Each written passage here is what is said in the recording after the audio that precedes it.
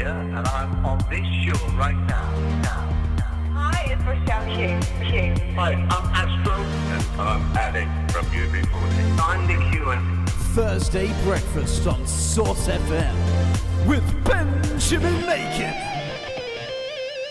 Good morning, people. How are you doing? Thank you very much indeed for joining me today on your Thursday morning Source FM breakfast show. As always, this show is brought to you by the University of Exeter. Exciting show lined up. Got a couple of live calls towards the end of the show from 8:15. One from a man with giant vegetables.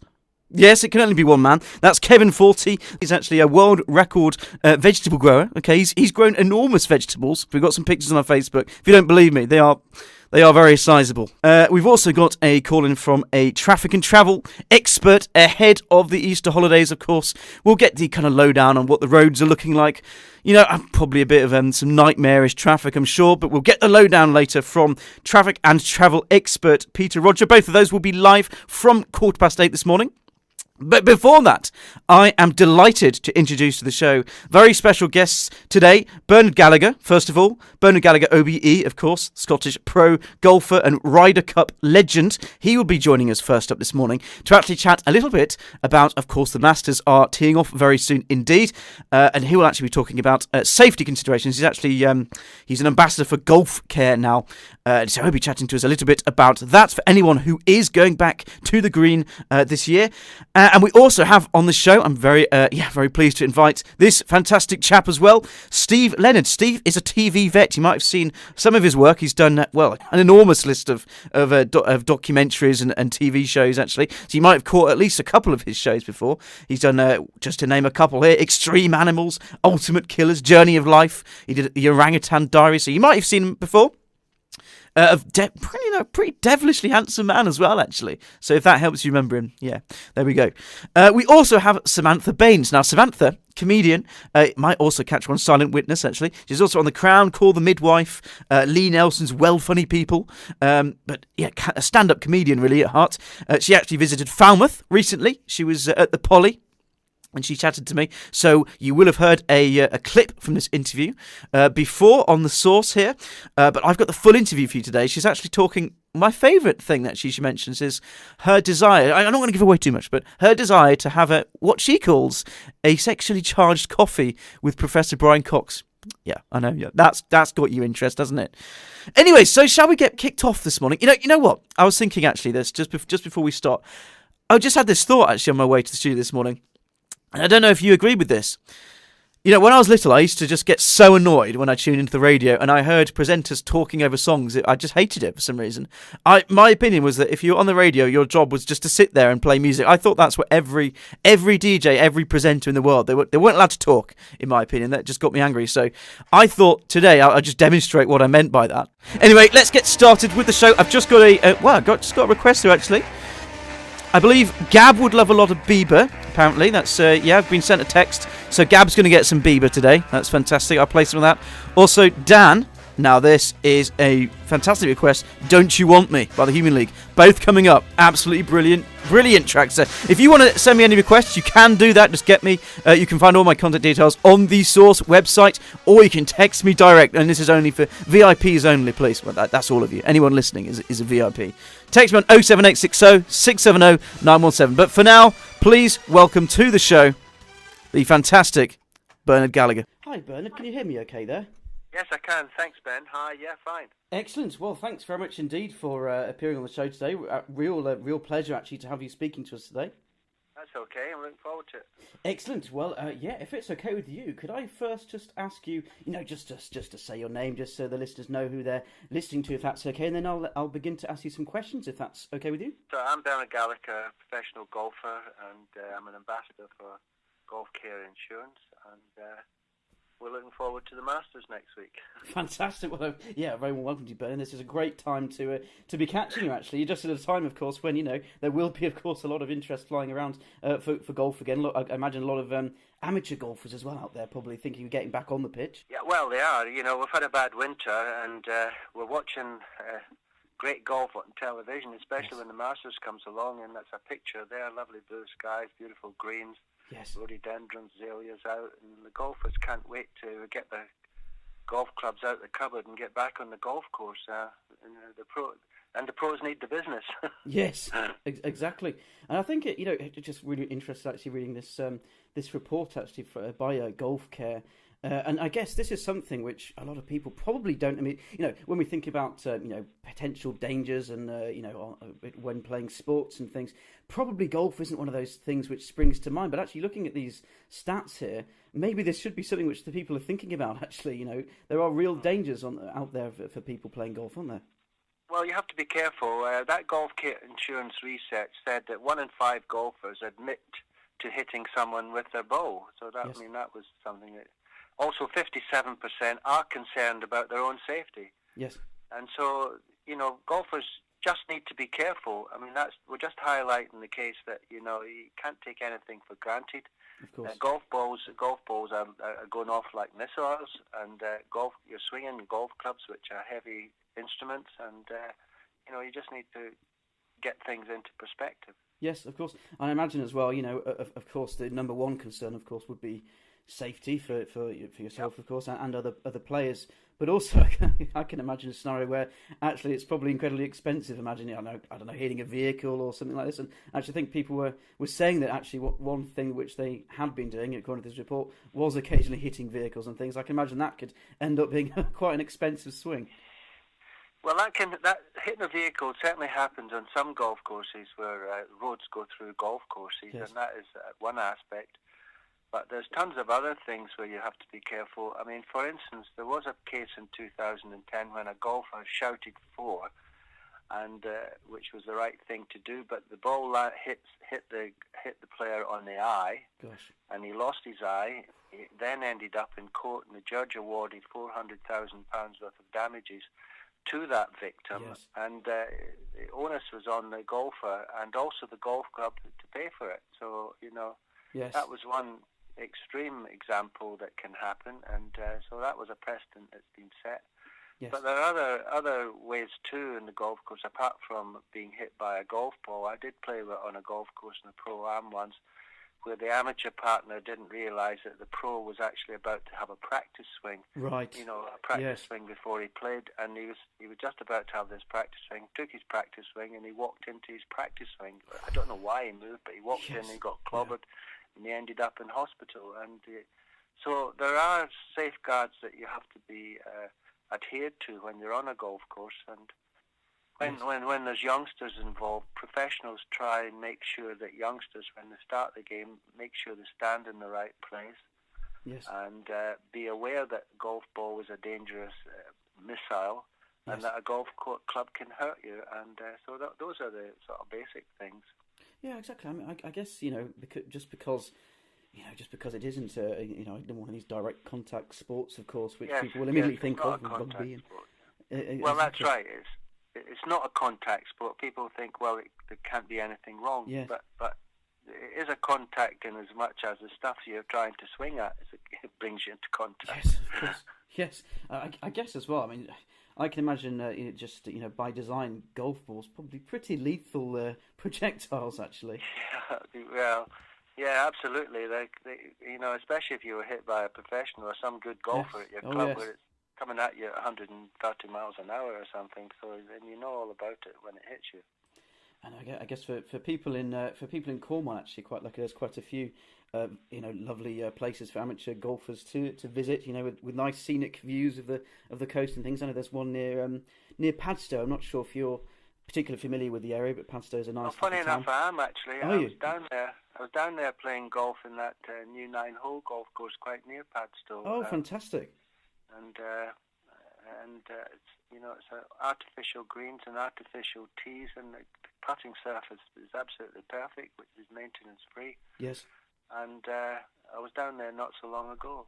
Fantastic, yes, it's a lovely area. We often like to get the ferry across to Rock, of course, which is across there. Nice. Across the it's a lovely place. I think, it's a beautiful part of the world.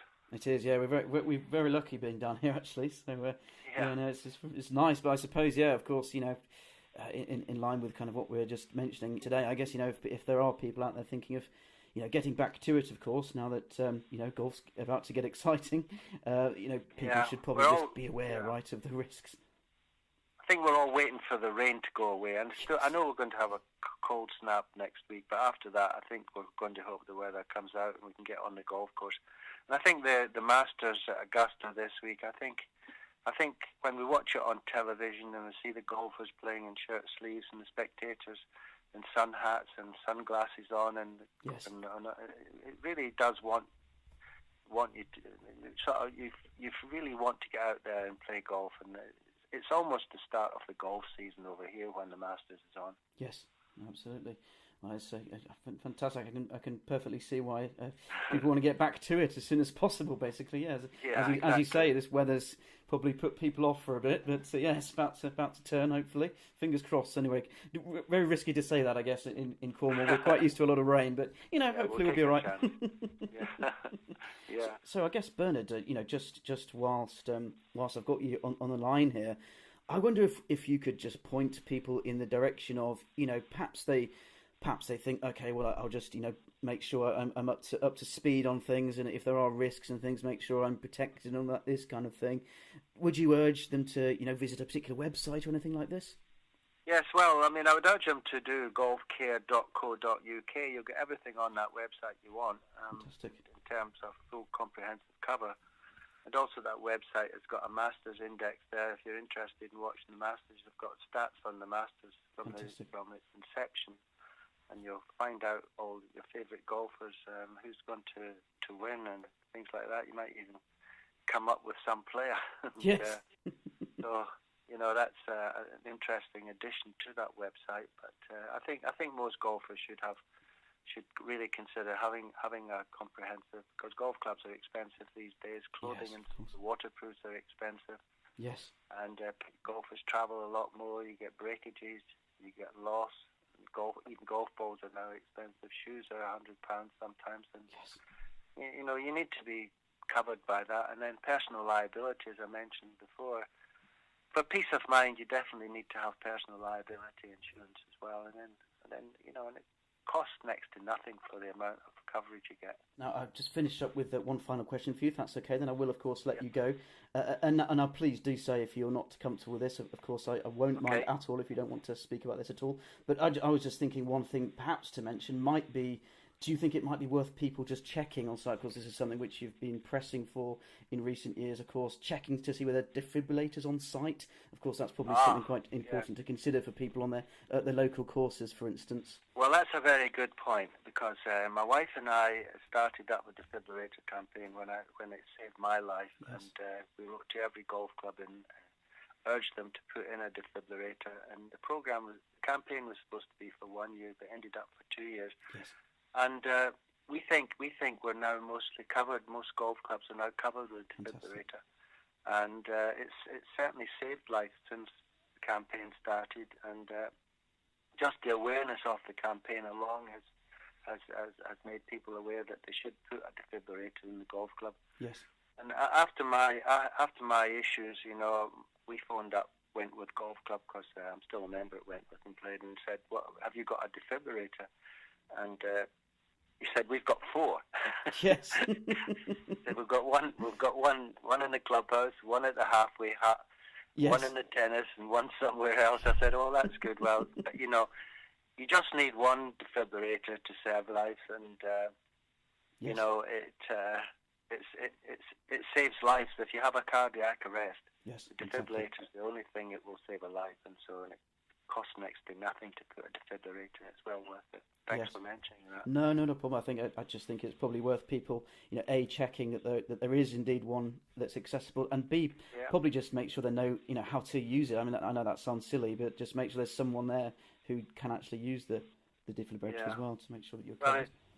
The duty manager or whoever it is, the club steward, they should all have some training. In fact, when you put one in, the training comes with it, and it only takes 5 minutes to show how to do it, because they're fully automatic, and it only works if you need it as well, the defibrillator. It's a life-saving device. Absolutely. Saved my life. Yeah, it's, I think, very important to check that you do have one. But thank you very much indeed, Bernard. Really appreciate your time today. Nice, thank you. Bye-bye. Well, thank you again to Bernard Gallacher for joining us on the show. Thank you very much indeed, Bernard. Really, absolute pleasure talking to you. Up next, and as promised, we have the TV vet, Steve Leonard, a man who gazes into the eyes of lions and tigers with no fear. Yeah, that's Steve for you. Today he's actually with Gerard Lovell, who's the MD of Fourth Glade Pet Foods. So let's hear what they've got to say. This is all about a bit of a sad topic, actually, but they're going to help us, help people with some more information about this. And this is actually about, the sad abandoning of a lot of puppies that unfortunately does go on here in the UK. So please offer a very warm welcome to Steve alongside Gerard today to tell us a little bit about this. I'm Steve Leonard. I'm a television vet and, wildlife presenter, but really a veterinary surgeon at heart. I'm Gerard Lovell. I'm involved in fourth grade natural pet food.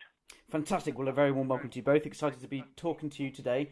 And this is actually something which is, I think, really should be really at the top of people's list to be thinking about, really. And this is, of course, very sad, of course. A lot of puppies end up being abandoned because I guess, great that we can chat to you about this in a bit more detail.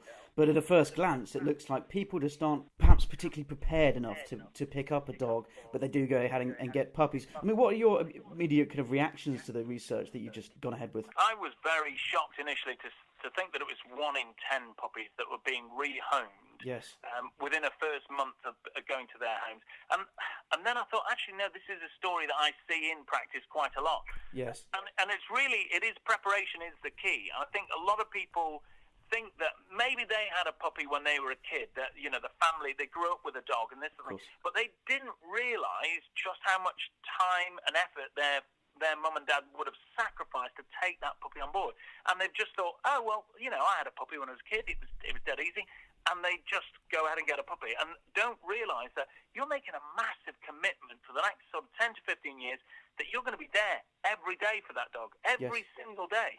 And that's how people get themselves into a sticky wicket. And really, they potentially are not at the right time of their life, or they just don't have everything in place. And it's a really hard thing to say goodbye to a puppy. And I know it's tough, and we can be as critical, about these people. But actually, people don't intend to do this. They go out with all the best intentions.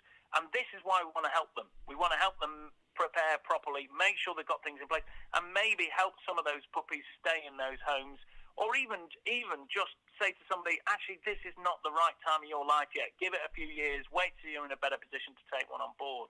Fantastic. I mean, if we're kind of thinking about an ideal kind of an ideal world, what do you think? What are some of the top things that people should really be considering before even going ahead and getting a puppy in the first place? I mean, I know probably I can see it because obviously dogs are fantastic, and my parents have a dog, and obviously they're brilliant, and I can really see how people would really want one. But I guess there are things to consider as you've just been saying there, and I guess that's in terms of both time and effort and things, but also financially as well, isn't it? Definitely, there's lots of things to consider, and I don't think everybody always realises the amount of things that need to be thought through. I mean, you mentioned about the financial cost. Of course, there is a financial cost to it, and that needs to be factored in. If you want to follow a good natural diet, and also support the development of that puppy and make sure you have plenty of vet visits, it all costs money, so you do need to consider that. I think you also need to make sure that you can fit the puppy within your lifestyle. You can actually look after it to the way that it deserves, and it should be. And I think the time element, you must give plenty of time to that puppy, because those early stages are so important, how that puppy is going to socialise and basically set what their behaviour is for the rest of their life. Yes. However, the interaction that you get from a puppy and also having a dog within your home is immense. So certainly the experience is very, very nourishing. A relationship between the dog and the owner. Fantastic. I'll turn to you now, if this is okay, Gerard. Over at Fourth Glade, of course, this is where you went ahead and published this report. Is this something which has kind of been at the at the kind of forefront of your kind of thinking for a while, or is this something fairly new that you've suddenly thought, oh, hang on, there is a problem here, let's try and address this? Or you start to pick up on situations, and I mean, Steve certainly sees it within within the practice and understands that people do sometimes have problems with taking on a new puppy. So this campaign, the Fourth Glade campaign, or the campaign to prepare for puppy, it just seems a good thing to do, to raise the awareness and try and educate people that they just need to give it a bit more thought before taking on a puppy. So we've created a very good downloadable pack called One Paw at a Time, which gives lots of brilliant tips to potential new puppy owners. Fantastic. Well, that's brilliant. Well, thanks very much to both of you. And I think one of the kind of important things to ask you then is, we've already kind of been hearing a lot from you both already. That's fantastic. But it kind of helping people stick with their dogs, so that we're not seeing lots of these puppies unfortunately being abandoned. I guess it's just really important to get straight away into the correct routine for a new dog. Have you got any advice on how people can begin to do that? And I'm thinking here in particular things like diet and all of this. I guess it's all for a new dog owner. I guess it's there's probably loads of information out there, and probably they're not quite sure where to look. I think a lot of people do feel overwhelmed, and if you look at the stats, over half of the people did think that after a month it was much harder than they anticipated taking on a puppy. And I think if you're trying to react to new situations, suddenly the dog's in your house, it's chewing things, you haven't necessarily puppy-proofed the garden as well, and it's escaping. That's a very stressful event, and that can change the way that you feel about your puppy, and change your sort of attitude to this new life in your house. And that's why some people really find it too much and think about rehoming. So if we can help people just get their house prepared, get themselves mentally prepared, then we'll make that transition from puppy into member of the family a lot easier. And then people will get to that phase of their life where actually your parents are already there, where the dog is a member of the family. It's somebody that they know and understand, that understands them. They're into routines.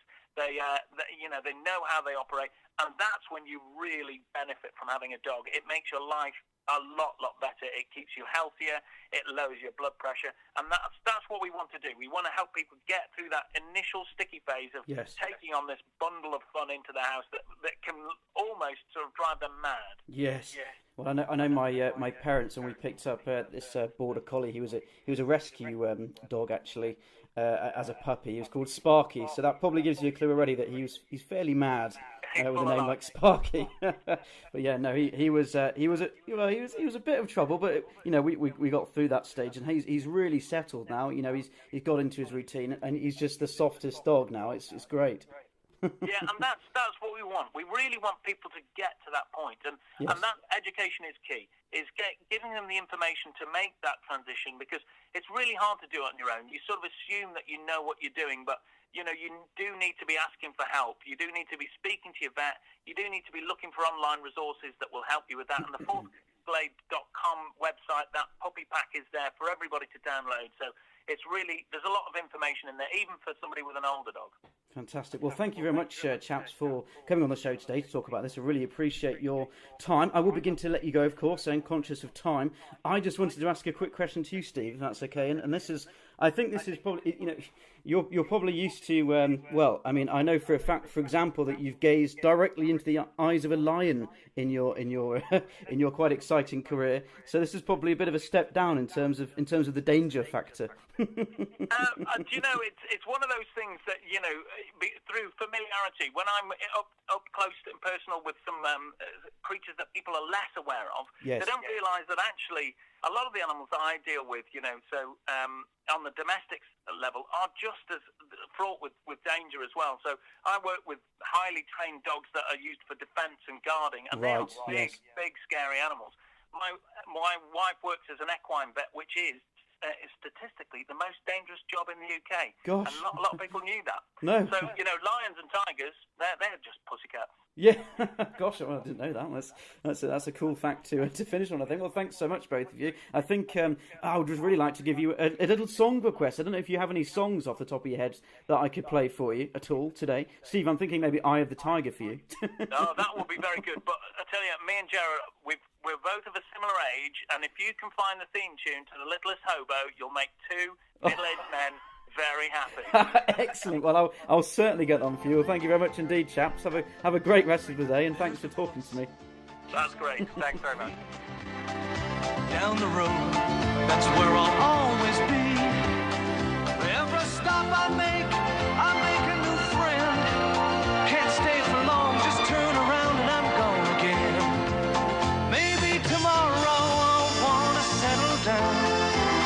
Until tomorrow I'll just keep moving on. So if you wanna join me for a while, just grab your hat, we'll travel like that's old style. Maybe tomorrow I'll wanna settle down. Until tomorrow I'll just keep moving on.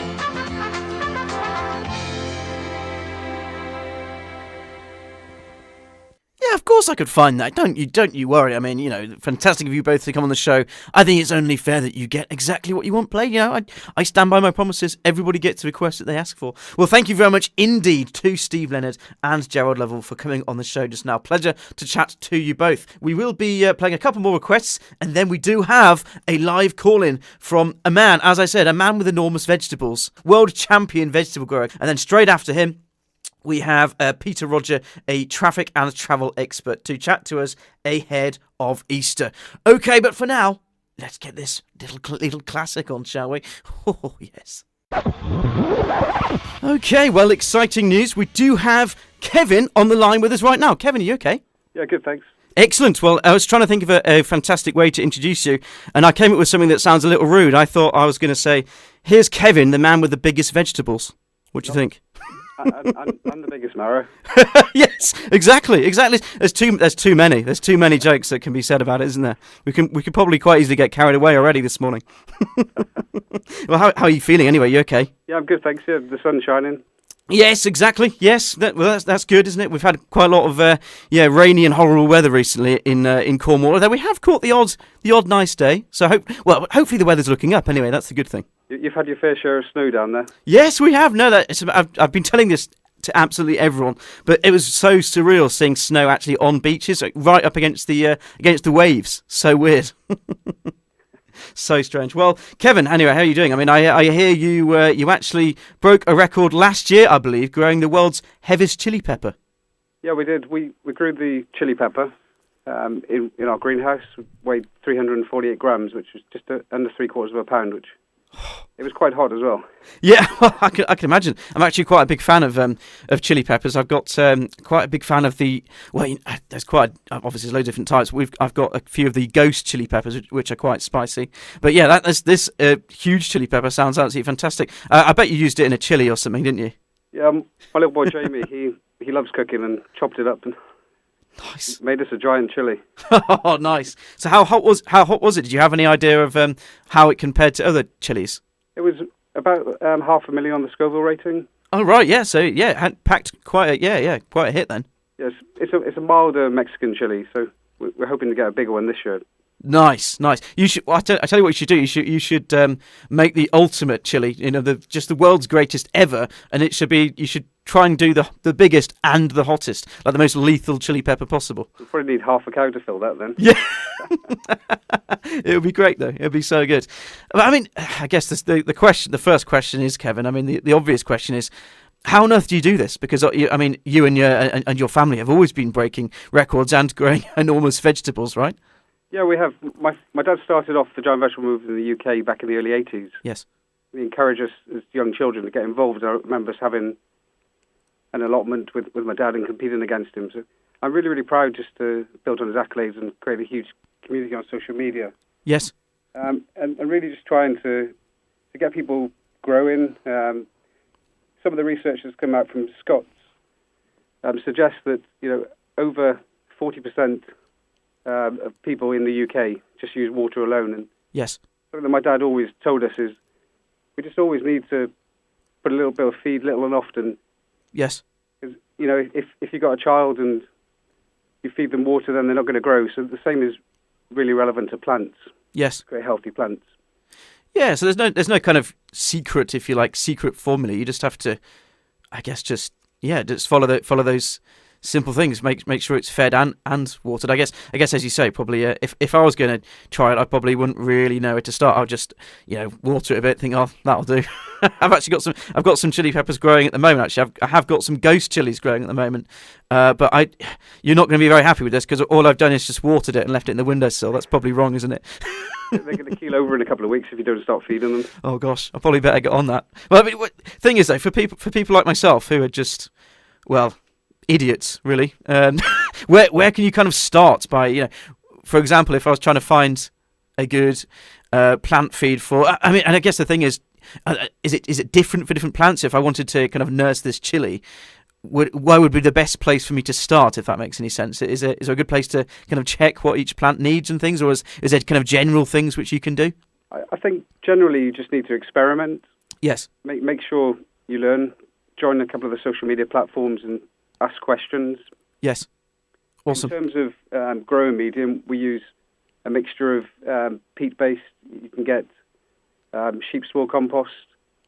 Chilies will thrive in soil. But what we do with our plants is we will always have a tray underneath the plant, so the plants will absorb moisture from the tray. Yes. So if you can imagine a plant, the roots will gravitate towards the bottom of a pot. Yes. So putting a feed into the top is just not enough, really. You need to always feed from the bottom and create bigger, healthier plants. Yes, that makes sense.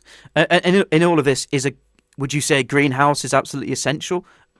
Yeah, with our climate, where I'm from in Wales, yes, a greenhouse is absolutely essential. But I hear that sometimes it's like the tropics down in Cornwall. Yes. No, we can be very lucky. I mean, when you chat to I think anybody who lives in Cornwall at the wrong time of the year, they'll say, "No, it's horrible. It's rainy. It's horrible." Then catch them in just before summer or something. Oh, it's glorious. Yeah, just chilling. Shorts all round. But my son Jamie grew the UK's largest sunflower back in 2010, which fortunately for him is still a record. So what Jamie was using for that, and you can use with your chilies, was to start off a Miracle Grow, the liquid plant food. Right. Okay. Yeah. Which absorbed and grew a sunflower which measures just over 26 inches in diameter.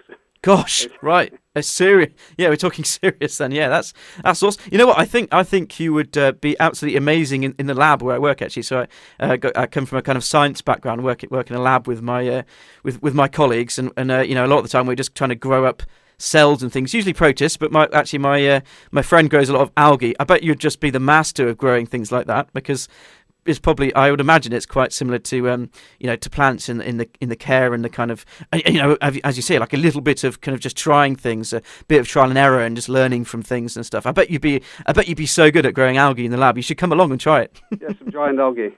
Yeah, you should pop along. Well, you're always welcome to visit. You should come along and we tell you what, we can set the world record for something like, I don't know, largest single algal cell. That would be really cool. Yeah, there was a garden we visited, Lost Gardens of Heligan down here. Oh, yes. I think they were really keen to grow some giant veg. So. Yeah, exactly. Well, you should get in touch. That'd be cool. They've got I'm not sure what it is, actually. I don't know whether this is going to sound ridiculous because I actually no idea what it is. But it might just be. Oh, this is going to sound stupid. It might just be rhubarb. I'm not sure. But it's basically a plant that looks just like an absolutely enormous rhubarb. They have that as well near us in Penryn. There's a garden near us in Penryn that has that. Yeah, that's the giant gunnera. Right. Okay. Need a big pan for that. So. Yes, no, I can imagine. They are, and when I say giant, I mean you can actually kind of stand under it and you think, what is this? Some kind of alien planet I'm on or something? But do you have so the chili is awesome. I think that's probably going to be my favourite out of your creations. But do you have a personal favourite? Is it the chili or is it something else? Yeah, I think, another personal favourite is our marrow. So back in 2010 we grew the UK's largest marrow, which weighed 12 stone 3 pounds, which is 171 pounds. That's seriously heavy. Yeah. So, as you say, you are the man with the biggest marrow as well, then. it was a backbreaker. Quality. I remember me and my brother just trying to get into the car and thinking, how the hell are we going to get this? So we had to we had to hire another van. Oh, that's great. That's the thing. I think you're kind of on. You know that you're going to be onto something if you can't even fit it in the car, don't you? I think that's probably when you think, all right, I think we might have done this. Yeah, nice. Yeah, I think just one of my tips really is just have a go. Yes. Go out there over the Easter bank holiday weekend and yes, just do some research on the internet. And just generally don't be scared. Fantastic. And I think you can. So for people who don't have greenhouses, for instance, you can. I don't know if they're any good, but I've seen people using just the kind of big plastic boxes, basically, and you just basically put those out in the sun, a bit like a mini greenhouse. I don't know if those are any good for people. I'm just trying to think of people who don't have greenhouses. Yeah, I know plastic is quite high on the agenda at the moment. So yes. Yes. I've seen some community gardens that have made greenhouses out of pop bottles. Right. Okay. Yes. That's a good idea. Incredible, insulated as well. So, cool. The one near us in Wales has lasted over 10 years. So, fantastic. You don't need to spend thousands of pounds on greenhouses when you can just drink lots of soft drinks. Yeah, exactly, and put them to good use as well, as you say. That's a really good idea, actually. And I guess Kevin, just to we'll let you go quite shortly. I was just wondering if you you mentioned at the beginning, good idea for people just to go out there, try it, and maybe look up on social media and follow the pages and things, get ideas and stuff. But have you got anywhere else or anywhere specific that you'd like people to check out? Yeah, there's a website, loveyourgarden.com. Fantastic. Lovethegarden.com, which is basically a website which teaches you how to garden. Also, go onto the social media platforms and just learn from one another. Really, years ago we used to have to research through books. Now, if you have pests and diseases, just go onto a social media site. Yes. Put up a picture of your disease or your plant wilting or something wrong with your plant, and instantly, there's a wealth of knowledge out there. Brilliant. Waiting to help you. Brilliant. Well, thanks so much indeed, Kevin. I think that's awesome advice coming from a man who definitely knows what he's talking about. I'm actually going to put the pictures of some of your creations as well on our Facebook site for anyone listening as well, so that you can see we've got the one of the giant marrow, and it's awesome. Yeah, great speaking with you, Ben. Yeah, well, thanks, Kevin. I've actually chosen a song for you, so I'll just begin to play this just before you go, just so you can hear what it is, because I think you're going to like this. This is one of my personal favourites. This is a bit of a classic, actually. I'll start playing it. Tell me if you can hear this coming through. Can you hear that? Yeah, I can. Yeah, there's a bit of Toto. I thought this would suit you well. I'm not sure if it's one of your choices, but it's one of my favourites. It's quite relaxing too. It is, isn't it? Well, Kevin, thanks so much for joining me today. Really appreciate that. I'll let you go. Yeah, thanks a lot. Yeah, have a great weekend. Cheers. Yeah, you too. Have a great holiday. Thanks, Kevin. Bye. Bye. Awesome. Well, that was Kevin, everybody. Kevin 40, world record vegetable grower. Please enjoy this tune for a bit. It is time to get the fantastic Samantha Baines on, okay? Samantha, stand-up comedian, actress. You might have seen her in quite a few different things, actually, but that's enough talk from me because I'm just going to get her on. So this was me actually chatting just before she performed at the Poly here in Falmouth a couple of weeks ago.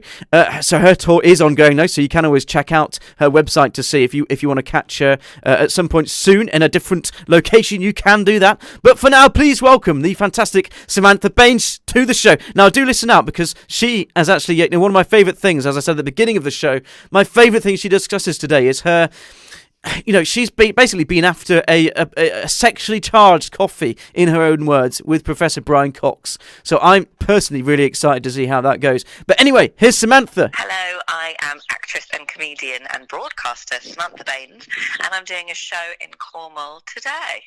Excellent. I'm sure people are looking forward to this at the Poly in Falmouth. Absolutely love the Poly. It's a lovely little venue as well. So I think you'll have a lot of fun there. Actually, it's great. I've never been there before, so I'm very excited. I've never been to Falmouth, I don't think, but I'm in near Penzance at the moment with a friend having brunch. Yes. Okay. Lovely. Well, yeah, Falmouth's nice as well. I think you like that. There's a pub round the corner you should definitely check out before you go. Actually, it's called the Pandora Inn. You should definitely spin yourself round there before you leave. I definitely will. Well, awesome. Anyway, let's chat about your show then, if that's okay.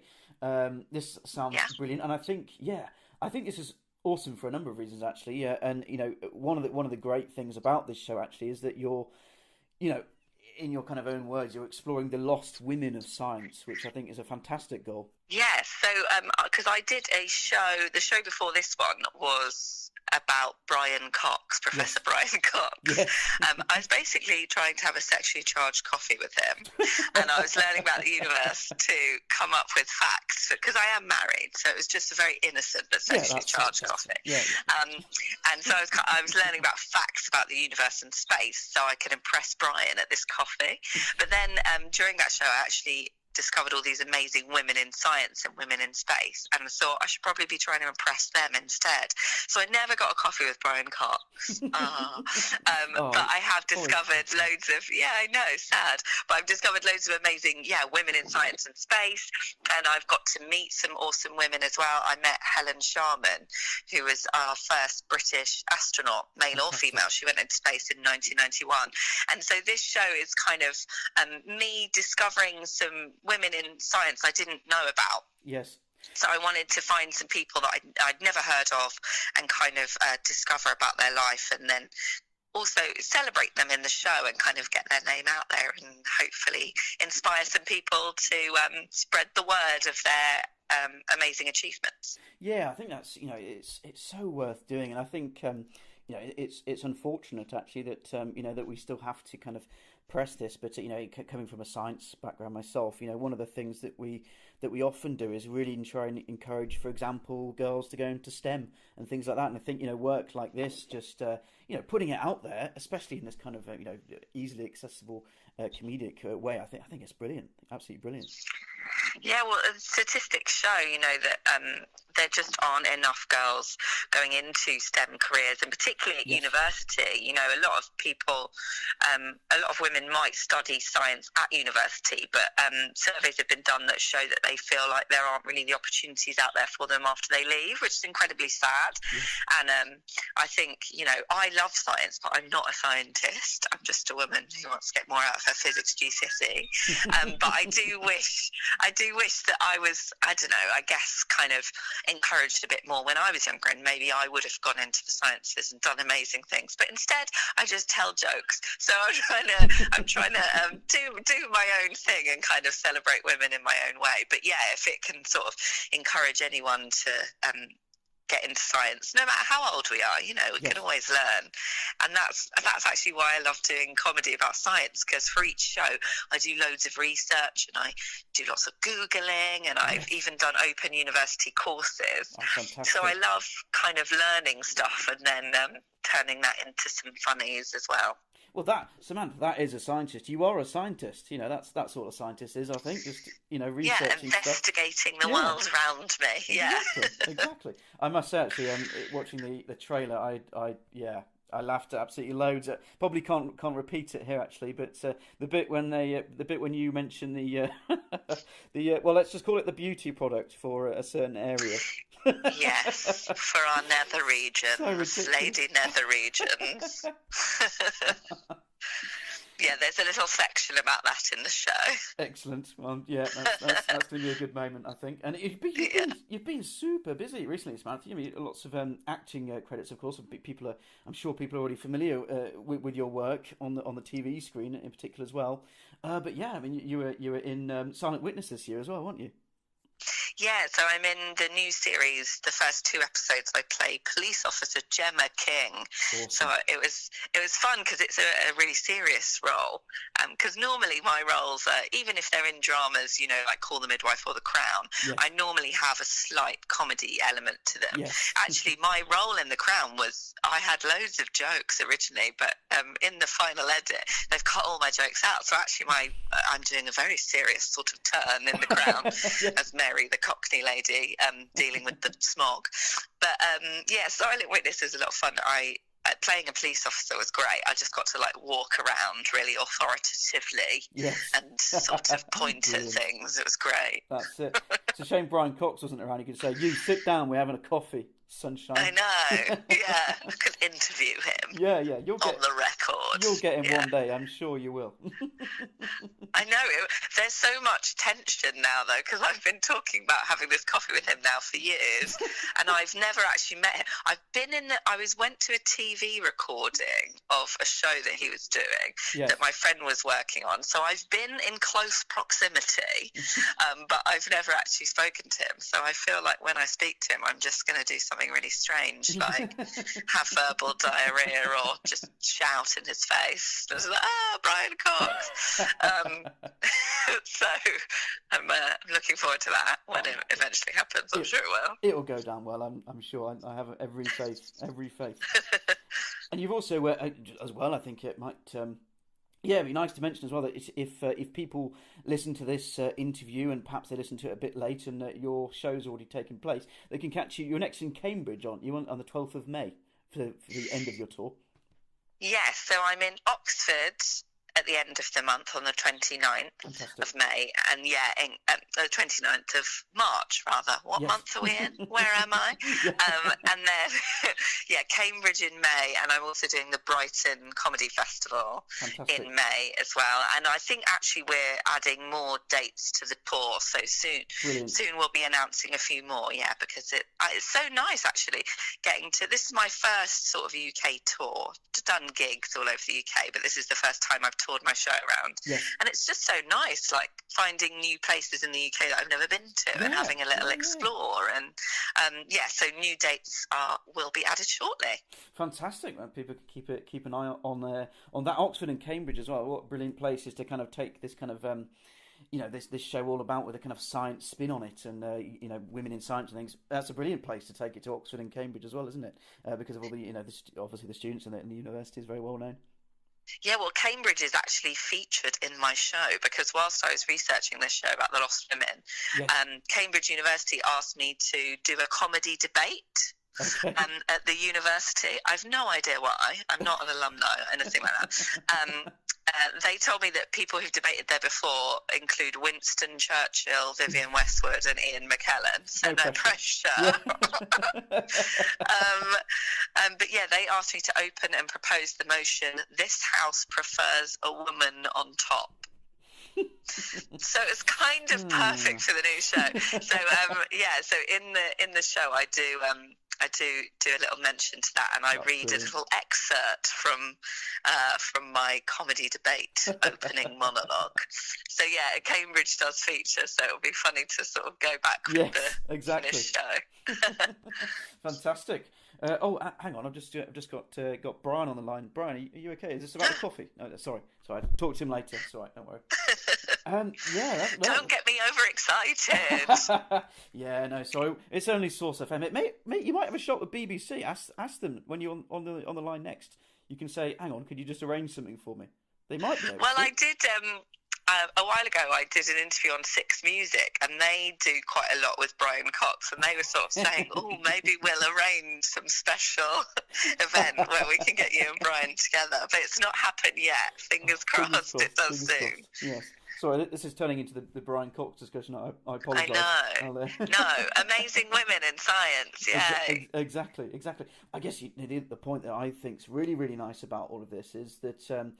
of course, there are women in science all around us, every day, and it's brilliant just to sing their praises, because I think they go unnoticed all the time, unfortunately. And I think one of the things as well, which sometimes might be the case, is that unfortunately, for whatever reason, women might be very modest and not really be willing to come forwards and speak. I'm thinking about kind of women in the laboratory, for instance. Women are absolutely fantastic, and they're absolutely essential in science. And there's countless female scientists, for instance, who are actually groundbreaking research. Yeah, I think what the difficulty is, obviously for so long, science has always been seen as a very male-dominated area. I mean, what area of life isn't? But science has always been seen as that. So for a long time, people working in the sciences were sort of needed to be a bit sort of quiet and shy, because they didn't want to stick out. They just wanted to get on with their work, and didn't want to didn't want people just to notice them for being a woman. They wanted people to notice them for being an amazing scientist. Yes, you know, Sally Ride was the first American woman in space, and she went to Stanford, and she was the only female physics major at the time at Stanford. So, you know, of course you'd be like, oh, you know, I just want to get on and learn and like do a good job, and I don't want to kind of scream and shout as the only woman about the fact I'm a woman. But I think, you know, now, you know, there's with the Me Too movement, everything like that, people are being so brave and coming forward and sticking together and supporting each other, which I think is brilliant. I think we just need to, you know, focus on raising up other women and supporting other women and celebrating their achievements, so that even if, you know, in the future you are the only woman in the room, you don't feel like you have to kind of hide away, and you can feel like you can stand up and say, yes, I'm a woman and I'm a scientist and I'm good at my job, and not kind of face a backlash for that or sort of be punished for saying that. And I think, you know, it's not just about women coming together and supporting each other. It's about everyone. It's about the fellas too. We love you. You can get involved. But I think we're definitely moving towards that, which is lovely. But there's still a lot of work to be done. Yes, of course. I think, you know, it takes you know, of course there are kind of, you know, the more well-known kind of figures of women in science. For instance, we were talking on a show recently about Jane Goodall, because there was a new documentary quite recently, and you know, stories like that are just fantastic. You know, as a woman at the time, she just basically went into a jungle alone around chimpanzees, which at any moment could have just straight up killed her. Right, these are wild animals, and you know that and did groundbreaking work. And there are so many figures like that, and as you say, you know, doing the kind of research and coming across, you know, you were saying, you know, with that initial kind of Brian Cox idea, and then you you know, went forward and researched and found out lots of other people. I think it's really important that everybody does that. Really, you know, just even if just through Google, I think, you know, find you know, look up Jane Goodall perhaps, and then it might open the world into lots of other kind of and click on all the links from there. I think there was a big movement actually not so long ago, last year, about getting more women on Wikipedia, and getting, you know, more listings for amazing women. So there has definitely been a movement in that. So there should be quite a few on there. I don't know if all of my women in my show are. So the women in my show, if you can't come, I'd love you to come, anyone listening. But if you can't, definitely have a Google of them and find out all about them. So they're Margaret E. Knight. She invented the machine that produced the flat bottom paper bag. There's Lillian Bland, who is the world's first female aviation engineer. She designed, built and flew a powered plane in 1910. And there's Sally Ride, who is the first American woman in space, third ever woman in space, that first LGBT astronaut. So yeah, definitely like find out about them, have a Google, tell your friends, you know, just work it into combo and spread the word. Fantastic. Well, thanks so much, Samantha. Sorry, I realise I've interrupted your brunch for quite some time now. I'll let you get back, to it. One final thing, actually, Samantha. Thanks very much for chatting to us. But I just wanted to, play a little song, actually, for you. If you have any favourite songs or anything like that I could give a little spin. I know this is a bit of a harsh question, as it sprung upon you, but have you got any favourite songs at the minute that I can play for you at all? Well, the song I play at the end of my show is Mustang Sally. Oh, fantastic. In honour of Sally Ride. So if you have that one, that would be great. Yeah, no, that's absolutely perfect. Well, thanks very much indeed, Samantha. I'll let you get back to it. Anything that you would like to add just before we close up? Please come and see my show at the Falmouth Poly tonight. Fantastic. I think it's at 7 or 8, one of those times. And also you can follow me on the social medias, just at Samantha Baines. Fantastic. Thanks so much, Samantha. Well, have a great day. And look forward to seeing you tonight at the Poly. Brilliant. Thanks. Yeah, I'll speak to you soon. Okay, well, exciting news. We do have Peter Roger on the line with us right now. Pete, how are you doing? I'm doing great then, this beautiful morning. Oh, yes, it is. It's not bad, is it? Very warm welcome to you, Peter. Thanks for joining us.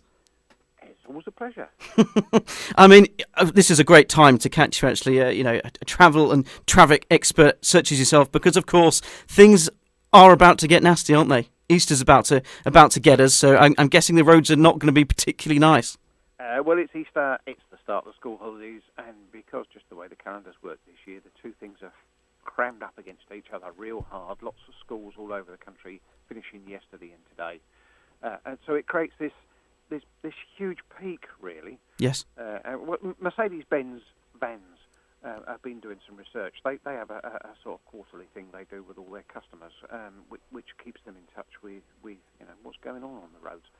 And they've identified it as a big peak. And of course, sitting in the background of that, there's all these guys trying to get deliveries. All that internet shopping we all do has to arrive at the front door somehow. So there's all this information that comes up from people who are actually out there all day, every day, saying, yeah, it's going to be a problem this year. And if you look at all the other stuff we've had going along over the last, probably a couple of months now in the media with potholes and all that kind of stuff. It's all kind of coming to a head all at once, really. Yeah, and I guess this thing about potholes and things caught my attention as well, because I tell you, near us they're so bad. And the thing is, I chose the most ridiculous car ever for Cornwall. It's one of these ridiculous cars that tries to be cool by having low profile tyres. So it just does not work at all for these potholes. Well, you can some of them you could probably drive into and drive around inside. Yes. But potholes are a nuisance. Potholes are actually a safety issue. Yes. My day job, as it were, is with the Institute of Advanced Motorists, and it's been something we've been giving advice on steadily and increasingly for the best part of 10 years now, because we've had all those bad winters of a few years back, and kind of gradually increasing a level of a problem with lack of funding to deal with it, isn't it? Yes. So combine that with what Mercedes-Benz vans are coming up with, and we can see a big problem coming that somehow or other we need to find a way around. We need to free up our roads, and we need to be able to get around better. And actually, this sounds like an excellent source of information from, as you said at the beginning there, people who actually have to use the roads, day in, day out for their jobs. These delivery drivers are probably, excellent sources actually to look for information, and not just specifically for delivery drivers, but for everyone. They're probably quite good. They probably have quite good insights because they're using the roads, so regularly. And their insight in particular is really good on local stuff. Yes. They know the ins and outs of how to get to Mrs. Mickey's front door, because they go there 3 times a week, and that's very different from the advice we get from the more normal channels, which are given us. They're talking about the A30 and all those kind of things. Yes. But actually, lots of our journeys are much more localised and much more detailed than that. Yes, I've got a bit of a funny story for you actually. So my brother, he did a bit of work experience for a delivery company basically. Probably shouldn't be saying this on air, but I'll say it anyway because it's kind of funny. So yeah, sorry about this, James. But anyway, yeah. So he was with his mate. He was doing this delivery job, and because parking's such a nightmare, which is actually something that comes up in this report, I've noticed, because parking can be a real pain, especially for delivery drivers. But apparently they were driving off, and happily got back on the road. Thought, that's a job well done. That kind of stretching out, enjoying life. Had a can of Monster, I imagine. Anyway, they were driving along, and I think his mate said, What's that on the windscreen there, mate? And I think they noticed what it was just as it flung off and fluttered away in the breeze. It was a parking fine, but it flew away on the motorway. I don't think anything was ever said about it. I think they got away with it somehow. Not sure how. So that I don't know how they got away with that, just by driving off and just letting it sweep away into the breeze. If they'd like to let the rest of us know, I think there's an awful lot of people who would like to know how they achieved that one. Exactly, but I mean, this was actually a big complaint, wasn't it? For Yeah, this is a big issue for, again, it's an issue for van drivers in particular. If they've got to stop outside your front door and get up to if you happen to live on the 3rd floor or something. Yes. They're going to be there for a minute or two. Not many people understand the way that parking restrictions work. Yes. Sometimes that includes the people who are enforcing them, I have to say. Yes. Unfortunately. And that's a big problem for anyone who's got that kind of requirement. It's a problem if you're a plumber or you come to mend someone's central heat and whatnot. Knowing where you can park is actually a really big issue in life, and people can end up walking quite big distances. Yes. And then, how does a plumber carry his toolkit round the town, as it were? So we've got all these issues going on. Yes, and just probably thinking about how anybody listening can get involved, and look up some of these issues, and they'll probably find that actually, you know what, I'm agreeing with probably 99% of what's written here. But people can find this report actually, can't they? Because Mercedes-Benz do actually publish this. Yeah, you go to www.mercedes-benz.co.uk/vans. And you'll find it on the website there. It's the business barometer, they call it, and you can dig around in there and find all sorts of interesting little snippets to really bore people at parties with. Yeah, ideal, absolutely ideal. I'm a big fan of boring people at parties. Actually, not deliberately, quite often, but that's just. I wasn't going to say a word. you could probably tell already, couldn't you? Said, oh no, this guy's going to be one of those really boring presenters, isn't he? You can tell from the voice, I think, straight off. People put me talking to you because they say I'm an expert on this sort of stuff. So I'm an expert at boring people. No, absolutely not, Peter. You're a very useful man and a highly skilled man. So don't be having any of that boring nonsense. It's just simply not true. And I guess the other thing is, I was going to ask you, Peter, if that's all right. Just a simple thing, I guess, and probably there's. Probably I already know the answer to this, but I was just thinking you'll be the perfect guy to kind of ask about this, and that would be, would you? I mean, obviously, everyone is aware of the fact that traffic is going to be a nightmare. You've saying all these problems are really falling all at a bad time as well. But on top of that, of course, we've got the heavy traffic on the way. Do you have any advice for people who are planning? I'm sure a lot of people are planning big journeys and things, particularly for us down in Cornwall. Actually, I imagine maybe people might be travelling further up north to see families and whatever. But would you have any advice, general advice, for people about to make big journeys at all? Well, if you've got people who are travelling abroad into Devon and Somerset and places, if you're going to hit the motorway network, make sure your car has got plenty of fuel in it. One of the most common breakdowns on the motorway is people who run out of fuel. Yes. And it's a really silly thing to say, and everyone is saying, "No, don't be stupid. We don't do that." But actually, somehow, between us all, we manage to do it almost more often than we do anything else. Gosh. And it's really dangerous.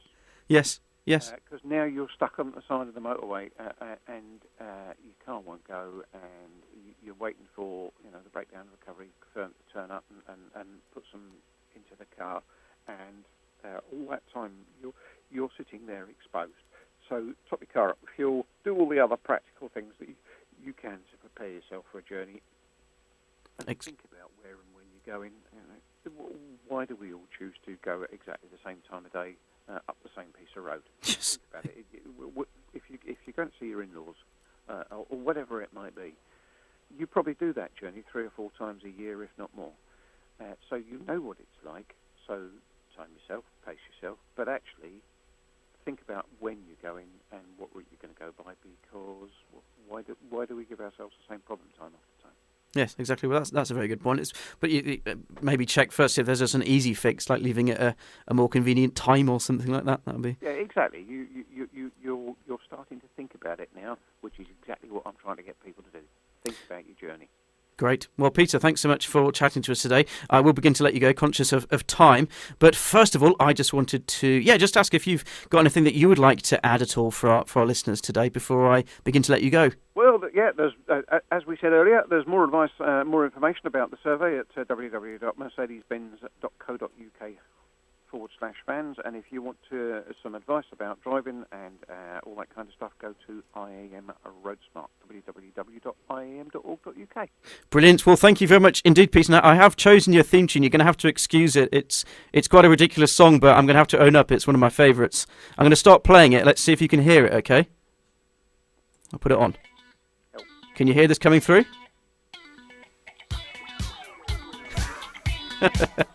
Anybody would think it was a bank holiday. Yeah, they would, wouldn't they? Well, Peter, thanks so much. I shall let you go, and I do hope you enjoy this song playing in the background. But thanks for talking to me today. I'll let you go now. Thanks. Well, there you go. Go carefully. Yes, will do. Thanks, Peter. Well, that's it. I'm afraid it has come to the end of the show this week. Thank you very much indeed for joining me. Thank you to all of my special guests today as well. Thanks to Bernard Gallacher we had at the beginning. Thanks to Steve Leonard, TV vet, alongside Gerard Lovell. Thank you to Samantha Baines, stand-up comedian we had on the show. Thank you very much to Kevin Forty, world record vegetable grower. And thank you very much indeed to Peter Roger, who we had just now talking on the show live with us. And the biggest thank you for them all, as always, is to you. Thanks for tuning in. Do hope you can join me next Thursday. But for now, have an absolutely fabulous bank holiday weekend. Okay, thanks. That's me out. I'll leave you with a bit of this, shall I? I hope you don't mind this. This is great. Right, enjoy.